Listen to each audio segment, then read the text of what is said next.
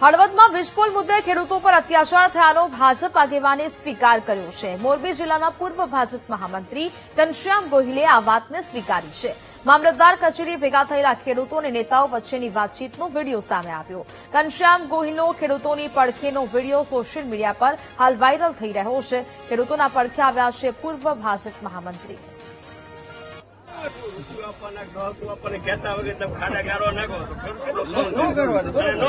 તમારી પોલીસ આવી જાય આ બધી વાત અમે તમારા